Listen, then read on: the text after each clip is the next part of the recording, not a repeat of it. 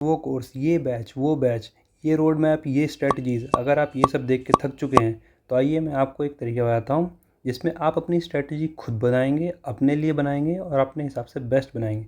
मैं सिर्फ आपको वो गाइड दूंगा कि आप अपनी स्ट्रेटजी, एक टॉपर, एक सिलेक्टेड बच्चा अपनी स्ट्रेटजी बनाता कैसे है, बाकी सारा काम आपको खुद करना पड़ेगा।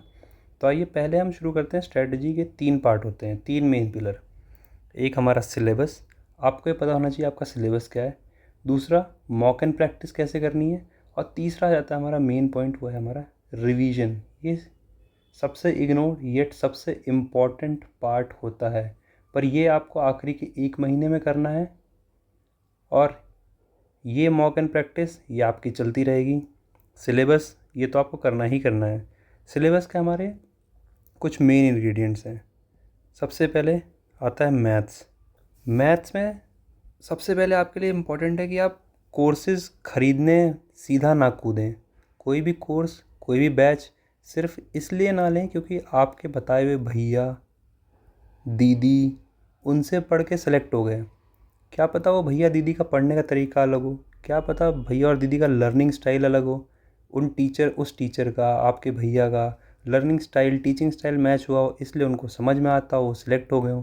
पर आपका लर्निंग और उनका टीचिंग स्टाइल मेल ना खाए तो सबसे पहले नो योर लर्निंग स्टाइल, कि भाई आपको क्या पसंद आ रहा है, आपको कैसे पढ़ाया जाए तो पसंद आएगा आपको। इसके बेसिक 3 फॉर्मूले हैं।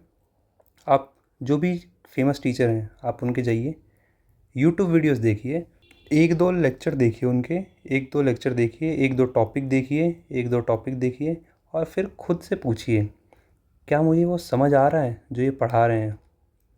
क्या मुझे उनकी स्पीड पसंद आ रही है कि वो जिस स्पीड पे पढ़ा रहा है कहीं वो बहुत स्लो तो नहीं पढ़ा रहा है? या फिर आप उनका देखिए कंटेंट कितना है, क्या वो कंटेंट कंसाइज़ है? अब मतलब मैथ्स में पढ़ाने और पढ़ने पढ़ाने के लिए तो दुनिया भी ख़त्म हो जाएगी, ठीक है। टीचर्स तो पढ़ा ही रहे हैं, वो तो सालों से पढ़ा रहे हैं, पर आपको सालों साल थोड़ी पढ़ना है, आपको तो अपनी तैयारी करनी हो, निकलना है। तो आपको देखना है कंटेंट कंसाइज़ हो, मतलब 200 से 200 से 200 300 वीडियो लेक्चर्स होंगे। तो आप सिर्फ मैथ्स ही मैथ्स पढ़ेंगे, मैथ्स आती कितनी है, 90 नंबर की आती है। तो क्या सिर्फ मैथ्स ही पढ़ना है क्या? मान लो अगली बार मैथ्स इजी हो गई, सबने कर लिया, इंग्लिश हार्ड हो गई, तो आपको इतने लंबे लंबे कोर्स नहीं लेने हैं।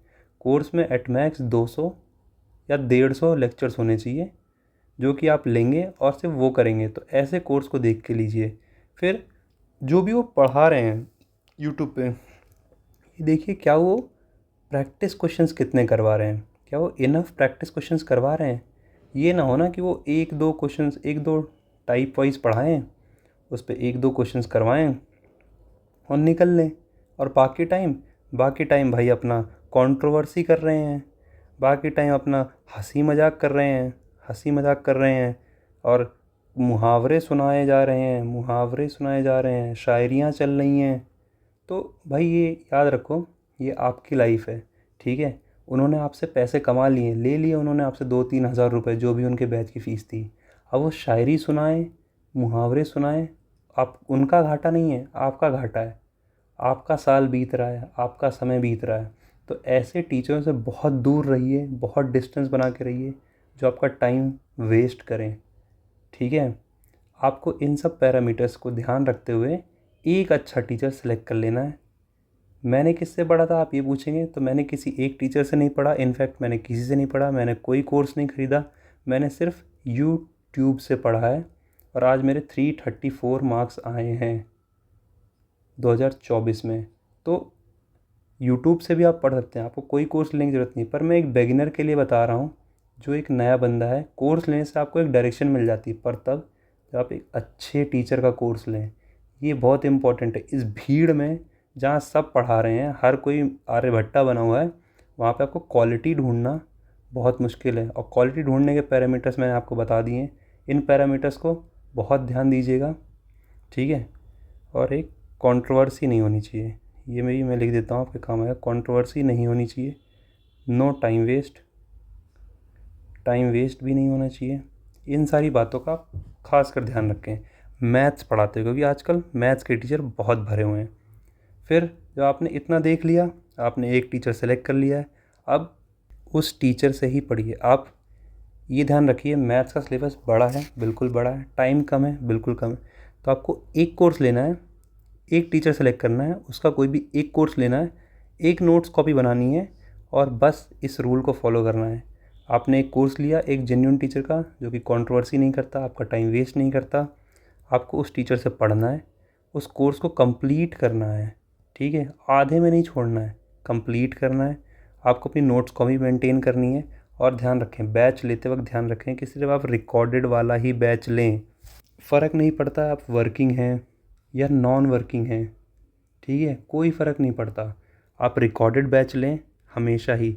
मान लीजिए वो टीचर बीच में हंसी मजाक करता है तो आप स्किप कर पाएंगे उस चीज़ को, ठीक है। पर वहीं अगर आप लाइव बैच ले लेते हैं तो आप उसके साथ फंस जाएंगे, मतलब उसकी जो स्पीड होगी आपको सिर्फ उसी स्पीड पे चलना पड़ेगा, ठीक है, सिर्फ उसी स्पीड पे चलना पड़ेगा। और आज आप जान रहे हैं कि 35 लाख बच्चे दे रहे हैं, 153 प्लस कट ऑफ जा रही है। आपको क्या लग रहा है, आप उस टीचर के साथ 10 लाख लोग जुड़े हुए हैं मान लीजिए, सब आपके साथ ही पढ़ रहे हैं, सब वही पढ़ रहे हैं जो टीचर पढ़ा रहा है, तो भाई डिफ्रेंशिएटिंग फैक्टर, डिफरेंस कहाँ पे आया? डिफरेंस वहाँ पे आएगा जब आप रिकॉर्डेड बैच लेंगे, टाइम वेस्ट से बचेंगे, अपना टाइम एफिशिएंटली यूज़ करेंगे और अपनी स्ट्रेटजी से पढ़ेंगे, अपनी स्ट्रेटजी से पढ़ेंगे। तो वहाँ ये यहाँ पे डिफरेंशिएटिंग फैक्टर आएगा, ना कि कोर्स में, ठीक है। तो हमेशा याद रखना सिर्फ रिकॉर्डेड बैच ही लेना। अब आता है मेन, प्रैक्टिस कैसे करें। प्रैक्टिस करने के लिए भाई आप किरण की या पिनैकल की कोई एक किताब उठाइए, PYQs टाइप वाइज उठाइए, टॉपिक वाइज उठाइए और रोज़ 1 घंटा आप प्रैक्टिस करिए सिर्फ मैथ्स और मैथ्स। इससे क्या होगा, इससे जब आपका सेक्शन 1 होगा ना मेंस में तो आपका माइंड जो है ना वो ट्रेंड रहेगा कि हाँ भाई मुझे 1 घंटा बहुत एफिशिएंटली चलना है, बहुत एफिशिएंटली, ठीक है। तो आप क्या होगा ना, कुछ क्वेश्चन गलत भी करेंगे तो आपको क्या है ना, पता रहेगा कि हाँ ये भी हो सकता है, ये भी एक पॉसिबिलिटी है, प्लस और आप उससे रिकवर कर जाएंगे, ठीक है। नहीं, अगर आपको आदत नहीं होगी इस 1 घंटा हार्ड लेबर की, हार्ड थिंकिंग की फोकस के साथ, तो आप ना वहीं पे हार जाएंगे। जैसे ही आपसे एक क्वेश्चन गलत हुआ ना, आप वहीं पे गेम लूज़ कर जाओगे, ठीक है। ये मेरे साथ 2022 में हुआ था, 2023 में हुआ था, इसलिए मैं आपको बता रहा हूँ। मैंने जो चीज़ 2024 में सुधारी, मैंने रोज़ 1 घंटा प्रैक्टिस किया है, इसलिए मेरे आज इतने अच्छे नंबर आए हैं। ये मैं आपको बता रहा हूँ और ये आप नोट कर लीजिए, गांठ बांध लीजिए इस चीज़ को, रोज़ प्रैक्टिस करनी है, किसी भी किताब से फ़र्क नहीं पड़ता है। फिर आते हैं हम अपने दूसरे पार्ट पे। दूसरा पार्ट क्या है, रीजनिंग। रीजनिंग सबसे ईजीएस्ट सब्जेक्ट है, पर इसका मतलब ये नहीं कि हम इसको इग्नोर कर दें, बिल्कुल भी नहीं। और इसका मतलब ये भी नहीं कि हम इसको बहुत ज़्यादा कॉम्प्लेक्स कर दें। देखिए, रीजनिंग को पढ़ने का एक ही तरीका है, कोई भी बैच ज्वाइन मत कीजिए, प्लीज़ मेरी बात मानो, कोई भी बैच ज्वाइन मत करो। सिर्फ टॉपिक को सर्च करो यूट्यूब पे, ठीक है, टॉपिक को सर्च करो उस यूट्यूब पे, उसी टॉपिक को पढ़ो बार बार, उसी टॉपिक को पढ़ लो एक बार और फिर प्रैक्टिस करो। रीजनिंग में मेन आएगा काम आपके प्रैक्टिस, ना कि ये बैच लेके। बैच लेने के चक्कर में क्या होता है ना कि ये टीचर अपना बैच 2-2 हज़ार का बेचने के लिए इतने से टॉपिक को इतना करके पढ़ाते हैं। भाई आपके पास टाइम नहीं है, ये बात समझो। आप यूट्यूब पे उनके बैच को देखो, यूट्यूब पे ही उनसे टॉपिक वाइज पढ़ो। एक टीचर का समझ नहीं आए भाई दूसरे टीचर से पढ़ लो, ठीक है। ये सारे टीचर जो मैथ्स पढ़ा रहे हैं, जो रीजनिंग पढ़ा रहे हैं, वो आर्यभट्टा थोड़ी हैं। ये बात याद रखो भाई, ये आर्यभट्टा नहीं है। सब सेम चीज़ें पढ़ा रहे हैं, सब सेम तरीके से पढ़ा रहे हैं, तरीका भी इनका सेम है, ठीक है। यहाँ पे कोई आर्यभट्टा नहीं, SSC भी आर्यभट्टा नहीं है, वो भी सेम चीज़ें पूछ रही है।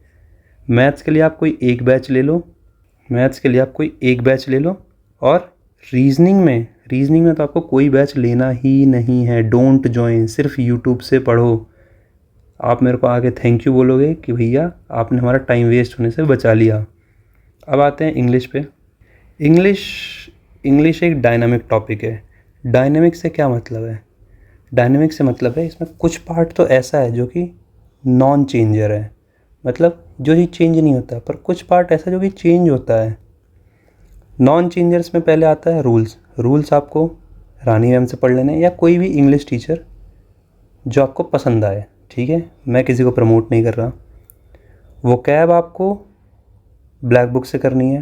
200 most repeated OWS, one word substitution, synonym, antonym, idioms and phrases, बस इतना करना है। रीडिंग कॉम्प्रिहेंशन हर 2 दिन में एक बार, 2 दिन में एक बार आपको ये पढ़ना है, ठीक है। रीडिंग कॉम्प्रिहेंशन हर 2 दिन में एक बार आपको पढ़ना है, 2 दिन में एक बार। इससे क्या होगा, इससे आपकी इंग्लिश जो है ना एज अ रीडिंग पे कमांड बनेगी। रीडिंग पे कमांड का क्या मतलब है, जब आप क्या है ना कोई चीज़, जैसे आप हिंदी बोलते रहते हो हमेशा, अगर आपके सामने कोई गलत हिंदी बोल दे, मतलब कि लड़का को लड़की बोल दे, जैसे वो वहाँ जा रही थी, मतलब वो लड़की जा रही थी, पर अगर उस लड़की कोई बोल दे वो वहाँ जा रहा था, तो आप तुरंत पकड़ लोगे कि हाँ भाई ये गलत बोल रहा है, वो लड़की है, लड़की के लिए थी आएगा ना कि था। पर वहीं आप इंग्लिश अगर रोज़ पढ़ते रहोगे, रोज़ उससे गो थ्रू होगे ना, तो रीडिंग एज अ कमांड बढ़ जाएगी। तो आपको एरर्स में ना ये नहीं पता होगा कि हाँ एरर एग्जैक्टली क्या है, कि एरर आर्टिकल का एरर है या कुछ और एरर है, आपको रूल्स नहीं पता होंगे, पर आपको पढ़ने में वो अटपटा सा लगेगा, अटपटा सा कि भाई एरर ना यही है, बस मुझे पता नहीं क्या है। और पेपर में भी आपसे यही पूछ रहा है कि एरर ए में है, बी में है, सी में या डी में है, वो आपसे पूछ नहीं रहा है कि एरर क्या है। तो इसका फ़ायदा आपको एरर्स में आएगा, RCs में तो आएगा ही आएगा, क्लोज टेस्ट में तो आएगा ही आएगा, ठीक है। ये तो उसके बाय डिफ़ॉल्ट है, पर एरर्स में भी आपको इसका फ़ायदा मिलेगा। या सेंटेंस इम्प्रूवमेंट वाला जो आता है उसमें, फिल इन द ब्लैंक्स वाला, उसमें आपको बेनिफिट मिलेगा। तो हर 2 दिन में एक बार द हिंदू पढ़ना ही है। ऐसा ना करो कि रोज़ बैठ के यही पढ़ने लग जाओ, और भी काम है आपको, 6 महीने में पेपर निकालना है, 6 साल में नहीं निकालना है, ठीक है। टाइम वेस्ट से बचो। फिर आता है GS। अब GS की क्या है ना एक दिक्कत है, GS का सिलेबस बहुत बड़ा है, बहुत ही ज़्यादा बड़ा है, ठीक है। पर उसमें 25 क्वेश्चन है, वो भी कैसे आए कैसे ना आए किसी को नहीं पता। तो GS के लिए आपकी सिंपल सी स्ट्रैटेजी होनी चाहिए भाई, पहले स्टैटिक कवर अप कर लो। स्टैटिक में क्या आता है आपकी भाई, बेसिक हिस्ट्री, पॉलिटी, ज्योग्राफी, ये ना तो बदले थे ना बदलेंगे, ठीक है। हिस्ट्री आज भी वही है, गांधी जी ने आज़ादी दिलाई थी। पॉलिटी आज भी वही है, ज्योग्राफी आज भी वही है, पहाड़ वहाँ थे वहीं है। पर आपको एक चीज़ इनकॉर्पोरेट करनी है, SSC के लेटेस्ट PYQ। क्यों PYQ? क्योंकि SSC ना खुद को रिपीट बहुत करती है। तो आप देखेंगे ना जो CHSL के सवाल होंगे वो आपको CGL में मिल जाएंगे, CGL के सवाल आपको CPO में मिल जाएंगे। तो आपको PYQs पे ध्यान देना है। फिर अब एक कन्फ्यूजन आती है कि भैया क्या हमारा जो स्ट्रेटजी है वो प्री और मेंस के लिए सेम हो। तो देखिए, प्री और मेंस के लिए आप GS की सेम स्ट्रेटजी नहीं रख सकते। क्यों? एक डिफरेंस मैं आपको बताता हूँ। भाई प्री में वो हमसे डांस पूछता है, वो हमसे घराना पूछता है, पर मेंस में तो भाई 4 पेपर 22 में हुए, ठीक है, 4 पेपर 22 में हुए, 1 23 में हुआ, 2 पेपर 24 में हो गए। इन 7 पेपर में अभी तक तो उसने कोई घराना नहीं पूछा, कोई डांस नहीं पूछा। तो इसका मतलब ये सवाल जो हैं वो प्री के हैं, ना कि ये मेंस के हैं, ठीक है। पर ये प्री में तो पक्का ही पूछता है, हर शिफ्ट में 1 से 2 सवाल हैं डांस के ऊपर, घराने के ऊपर। और प्री में जो सवाल पूछता है ना उसका स्टाइल भी अलग रहता है, वो वन वर्ड टाइप सवाल पूछे से आपसे पूछेगा कि ट्रीटी ऑफ सलबाई कब हुई थी, आप बोलोगे भाई 1882 में हुई थी। पर यही सवाल अगर मेंस में आएगा ना तो इस प्रकार से आएगा, which of the following is true, treaty of Salbai happened in 1882, treaty of Salbai was between British and French. तो आप बोलोगे कि हाँ भाई सिर्फ ओनली 1 करेक्ट है। तो ऐसे आते हैं सवाल, यहाँ पे स्टेटमेंट वाइज आते हैं, यहाँ 1 वर्ड वाले सवाल आते हैं। तो इसलिए स्ट्रेटजी करने की ना GS की कम्प्लीटली बदल जाती है प्री और मेंस के लिए। तो इसके ऊपर अगर आप डिमांड करेंगे तो मैं एक कंप्लीट वीडियो ले आऊँगा। मेरे इस बार GS में 44 आए थे, जी हाँ, कुछ तुक्के थे, तुक्के नहीं बोलूँगा, मैं बोलूँगा एस्टिमेटेड गेस थे, और बाकी जो मुझे आते थे उनके कारण आए हैं, ठीक है। बाकी आप देख लीजिए, आपको जिससे जो पढ़ना है पढ़िए, आप फ्री हैं, बट प्लीज़ अपना टाइम वेस्ट ना करें। Time is of great essence in this exam, ठीक है। जो टाइम वेस्ट से बच गया वो एग्ज़ाम निकाल जाएगा। तो ये तो हमने अपना कवर कर लिया सिलेबस जैसे ही आपका 60% कवर हो जाए, किसी भी सब्जेक्ट का, मैथ्स का, इंग्लिश का, GS का खैर 60% तो कभी नहीं हो पाएगा। तो GS का आप शुरू से ही मॉक देने लग जाएँ। अब मॉक कहाँ से दे सकते हैं भाई, आप कहीं से भी दीजिए। ऑली बोर्ड ले लीजिए, टेक्स्ट बुक ले लीजिए, ये 2 फेमस है। हर चैप्टर आप कंप्लीट कर रहे हैं उसका चैप्टर वाइज मॉक दीजिए, ठीक है। जब आपका 60% सिलेबस कंप्लीट हो जाए आप मिक्स्ड मॉक देना शुरू कर दीजिए और मॉक पे मॉक दीजिए। इससे क्या होगा, आपका माइंड ट्रेन होगा, ठीक है। माइंड ट्रेन होगा तो आप एग्ज़ाम में ना अच्छा परफॉर्म करेंगे। एग्ज़ाम में क्या होता है, एक स्ट्रेस फैक्टर बहुत होता है, प्लस आपके ऊपर स्ट्रेस भी रहता है, मैंने गलत कर दिया, मैंने सही कर दिया। तो इन सब चीज़ों की आदत आपको मॉक में हो जाएगी, ठीक है। और मॉक के बाद आता है सबसे ज़्यादा एनालिसिस करना, जहाँ पे सबसे ज़्यादा बच्चे गलती करते हैं मॉक एनालिसिस में। मॉक एनालिसिस में अब मॉक एनालिसिस मतलब ये नहीं होता कि हाँ भाई ये मेरा गलत हो गया, ये मेरा भाई सही हो गया, ठीक है, ख़त्म। आपको ये देखना है कि भाई गलत हुआ तो क्यों हुआ, वाई। क्या सिलेबस से बाहर की चीज़ है, क्या कोई नया सवाल है, न्यू क्वेश्चन, या मेरे को कॉन्सेप्ट नहीं आता था कि कोई नया कॉन्सेप्ट है। और अगर मान लीजिए इनमें से कोई फैक्टर नहीं था तो आपको ये सोचना है कि ये क्वेश्चन अटेम्प्ट करते समय मैं सोच क्या रहा था। कुछ तो सोच रहे होगे ना, आप पागल तो हो नहीं हो, कुछ सोच समझ के तो आपने आंसर किया होगा ना।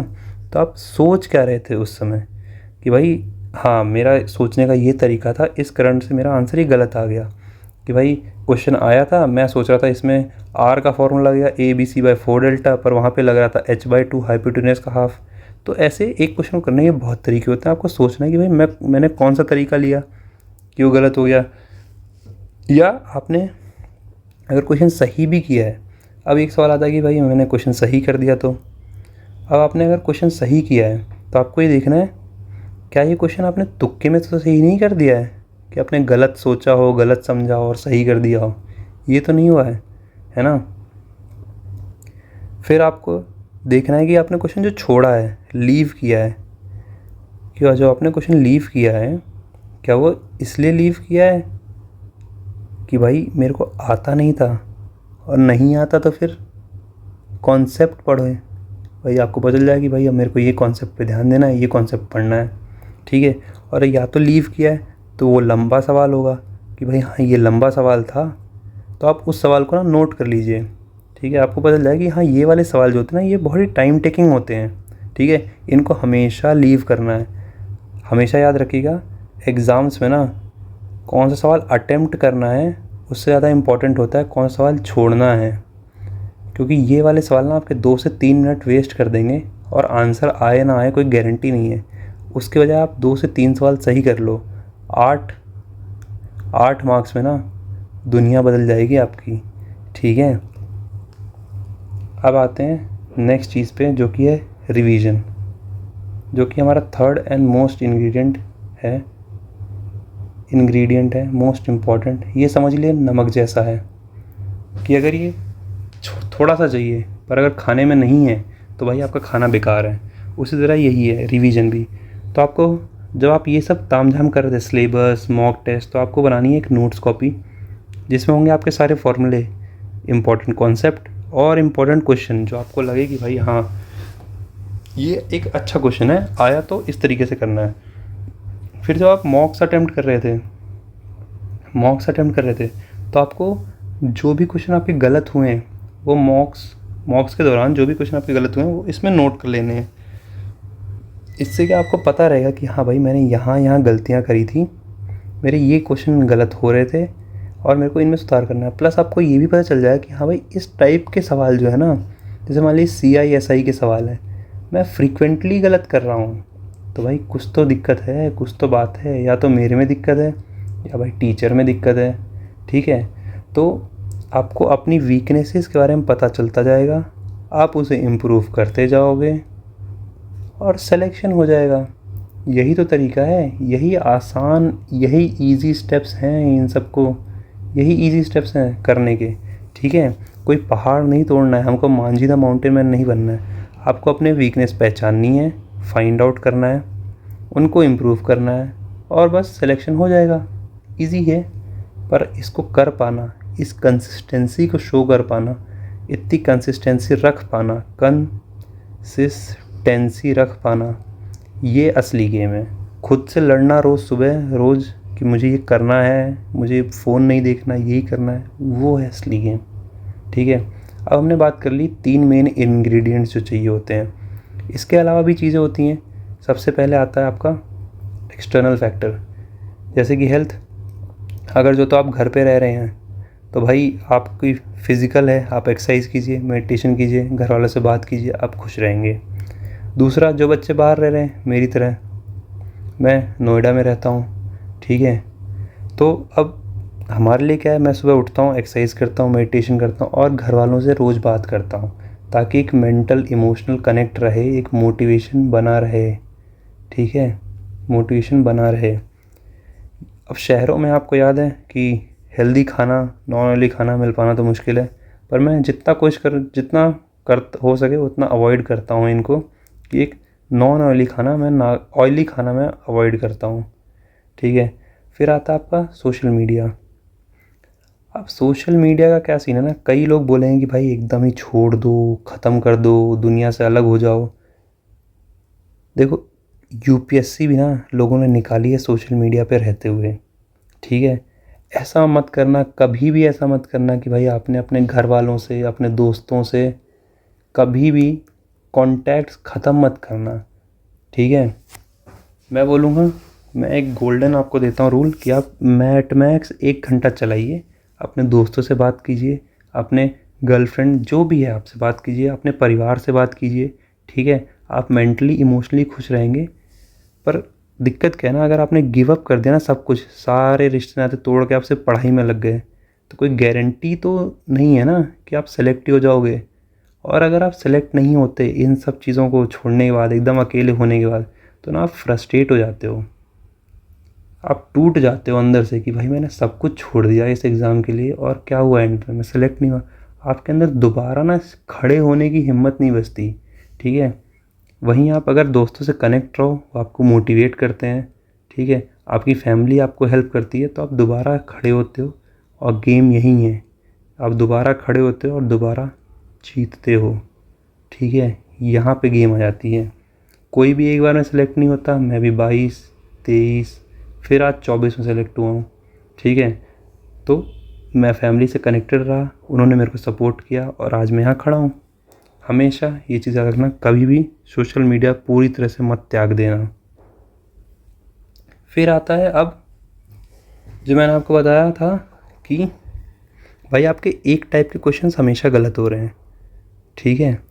तो क्या करें, आपने अपना प्लान बना लिया था भाई, आपने टीचर भी अच्छा सेलेक्ट कर लिया था, आपका सब कुछ सही था, फिर ये क्यों हो रहा है कि आपको भाई क्वेश्चन समझ नहीं आ रहे, आपसे क्वेश्चन हो नहीं रहे।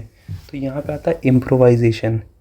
इम्प्रोवाइजेशन का क्या मतलब है, इम्प्रोवाइजेशन का मतलब कोई भी प्लान जो चल रहा था उसमें कुछ दिक्कतें आ रही हैं आपको, इसलिए आप उसमें कुछ ट्वीक कर रहे हो। याद रखना, ट्वीक कर रहे हो, ट्वीक मतलब थोड़े माइनर चेंजेस, माइनर चेंजेस, ना कि आप उस प्लान को पूरी तरह ही बदल दे रहे हो। नया प्लान नहीं फॉलो करना है, आपको उसमें ट्वीक करना है। मान लो आपको CISI नहीं समझ में आ रहा, ठीक है, आप जाएंगे यूट्यूब पे और CISI सर्च करेंगे। अगर 3 टीचर मिलते हैं, 3 सही, आप तीनों टीचरों से 1-1 घंटा पढ़ के देखेंगे, ठीक है। आपको पता चलेगा कि अच्छा हाँ, मेरे को कुछ तो समझ में आ रहा है, कुछ कुछ समझ में आ रहा है। जो मेरा टीचर पढ़ा था उसका तरीका CISI पढ़ाने का अलग था, वो मुझे समझ नहीं आया, पर इस टीचर का मेरे को CISI समझ में आ रहा है। तो क्या मैं इसका कोर्स ले लूँ? बिल्कुल भी नहीं। Don't by any new course. YouTube पे सारा कंटेंट पड़ा है, सब ने सब कुछ यूट्यूब पे पढ़ा रखा है। मैंने सिर्फ यूट्यूब से पढ़ के निकाला है, इसलिए मैं बता रहा हूँ, सब ने सब कुछ यूट्यूब पे पढ़ा रखा है। आपको बस यूट्यूब पे वो टॉपिक सर्च करना है, जैसे CISI। इसमें आपको 3 टीचर मिलेंगे या 4 टीचर मिलेंगे, उन टीचरों से पढ़ लो, जिसका तरीका आपको समझ आए। देखो, सॉल्व करने का तरीका ना सबका सेम है, कोई भी आर्यभट्टा नहीं है, ठीक है, जो कोई नया तरीका इन्वेंट कर लेगा। सॉल्व करने का तरीका सबका सेम है, तो डिफरेंस कहाँ आता है? समझाने के तरीके में। जिसका समझाने का तरीका आपको समझ में आए, आप बस उसको फॉलो कर लो, और सबने सब कुछ यूट्यूब पे पढ़ा ही रखा है, ठीक है। तो आपको कोई भी नया कोर्स लेके टाइम वेस्ट नहीं करना है। ये छोटी छोटी दिक्कतें आएंगी आपको प्लान में, जब भी आर्मी वॉर के लिए जाती है ऐसा नहीं होता है कि सब कुछ सही होता है। इसका मतलब प्लान नहीं चेंज करते हैं, बस प्लान को थोड़ा सा ट्विक कर देते हैं। तो वही चीज़ आपको करनी है, ठीक है। अब एक और सवाल आता है कि भाई कई बार होता है कि कोई नया टाइप का सवाल आ रहा है, मान लो आपसे कुछ सवाल गलत हो रहे हैं पर कोई नया टाइप का सवाल आ रहा हो, जैसे 2024 में हुआ था कि कुछ नए टाइप के सवाल आ गए थे कॉइन वाले। तो इसके लिए हम क्या करें भाई? इसके लिए तो हमको लाइव बैच लेना पड़ेगा, कुछ लोग आपको बोलेंगे, क्योंकि उसमें वो लेटेस्ट सवाल पढ़ा देगा टीचर। तो भाई आप एक चीज़ ध्यान रखो, ये नए टाइप के सवाल कितने आ रहे हैं? मुश्किल से एक या दो। ऐसा तो है नहीं ना कि सारे ही सवाल नए आ रहे हैं कि एसएससी ने भाई अपना पुराना डेटाबेस सब बदल दिया, ऐसा नहीं है। तो एक दो के लिए ना आप बार बार कोर्स मत खरीदने चल जाओ। सबने यूट्यूब पे देखो इस नाम से पढ़ा रखा, 50 best question asked in CGL, CHSL या CGL प्री, ठीक है। तो आप ये जो एक एक दो दो क्वेश्चन जो आ रहे हैं, किस टॉपिक से आ रहे हैं, क्या नया इनमें कॉन्सेप्ट है, ये आप यूट्यूब से ही समझ लेंगे, ठीक है। अगर आपने इतना बड़ा सिलेबस समझ रखा है तो ये एक टॉपिक यूट्यूब से समझने में आपको कोई दिक्कत नहीं आएगी। और हर टीचर पढ़ाता है, आपका फेवरेट टीचर भी पढ़ाएगा ही पढ़ाएगा, ये ट्रेंड है, वो पढ़ाएगा ही पढ़ाएगा, ठीक है। तो कोई भी कोर्स मत लीजिए। फिर आते हैं एक एक्सटर्नल फैक्टर, एक्स्ट्रा फैक्टर या लक फैक्टर, इसको रिस्क फैक्टर भी बोलते हैं। अब भाई आ जाती है बात जीएस में।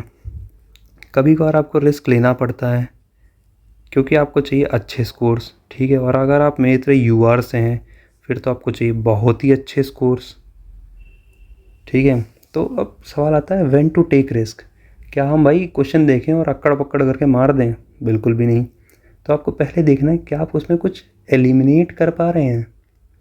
एलिमिनेट कैसे करेंगे? आप अपना नॉलेज का यूज़ करेंगे, ठीक है। क्या मैं इसमें से कुछ पकड़ पा रहा हूँ, क्या मैं कोई ऑप्शन एलिमिनेट कर पा रहा हूँ? अगर जो तो आप कोई ऑप्शन एलिमिनेट नहीं कर पा रहे हैं, नो ऑप्शन एलिमिनेट, तो प्लीज़ उस क्वेश्चन को छोड़ दें, छोड़ दें, मेरी बात माने, छोड़ दें, कोई भी तुक्का ना मारें। अगर जो तो आप 50-50 पे आ पा रहे हैं, ठीक है, तो प्लीज़ उसको अटेम्प्ट ज़रूर करें, ठीक है, अटेम्प्ट ज़रूर करें। मान लीजिए आपने 3 क्वेश्चन अटेम्प्ट किए, 2 गलत हो गए पर एक सही हो गया, एक सही के आपको मिलेगा -3, तो आप नेट टू नेट +1 के प्रॉफिट में ही रहेंगे। और ऐसा बहुत रेयर होता है कि आपने 3 मारे और 3 के तीनों ही गलत हो गए, बहुत रेयर होता है। आपने 50-50 अगर कर रखा है, ठीक है, 50-50 पे आ गए कि या तो यार ऑप्शन ए होगा या तो ऑप्शन सी होगा, तो आपका एक क्वेश्चन और कभी कभार 2 क्वेश्चन तो पक्का ही सही होते हैं। और आप ये सारी स्ट्रेटजीज़ कहाँ टेस्ट करेंगे? ये सारी स्ट्रेटजीज आप मॉक में टेस्ट करिए, इसलिए तो मॉक है। अब आता है व्हेन टू टेक। भाई when to take, when to take, भाई कहाँ लोगे आप? ये था इस साल का जवाब, where to take, when to take. अब मान लीजिए आप भाई जीएस में करके आए हो कि 8 अटैम्प्ट हैं, 10 अटैम्प्ट हैं और आप यूआर से हो, तो भैया आपने सेक्शन 1 में कितना भी बड़ा फोड़ा हो, कुछ भी उखाड़ लिया हो, आपका सिलेक्शन तो होने से रहा, ठीक है, कि 8-10 क्वेश्चन करके आओगे और जीएस में आपका सिलेक्शन हो जाएगा। आज के ज़माने में तो पॉसिबल नहीं है। तो भाई बेस्ट है कि आप फिर तुक्के मार के ही आओ, तुक्के मार के आओ या रिस्क लेके ही आओ। मैं बोलूँगा रिस्क लेके आओ, ठीक है। कम से कम आपका 1% चांस तो है कि सिलेक्शन हो जाएगा, ठीक है। तो ऐसी जगह पे आपको रिस्क लेना है, अंधाधुंध रिस्क नहीं लेना है। कितना रिस्क लेना है ये बताएगा कि आपका कॉन्फिडेंस कितना है सेक्शन 1 में।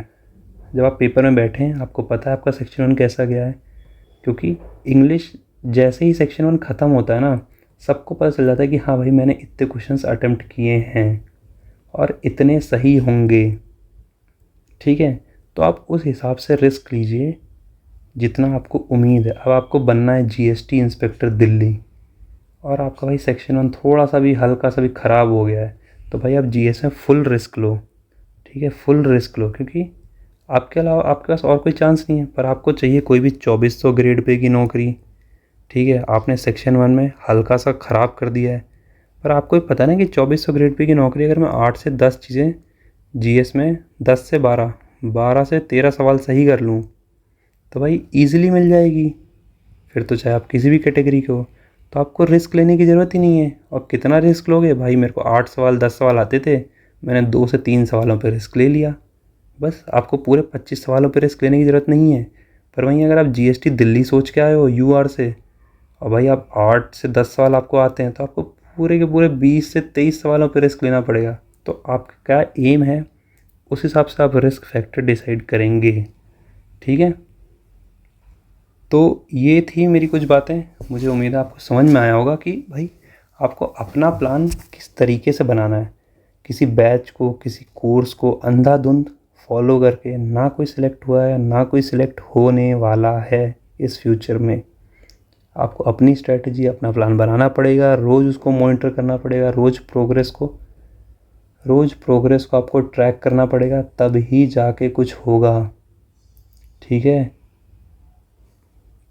और ये उन बच्चों के लिए भी जो 2 से 3 अटेम्प्ट दे चुके हैं।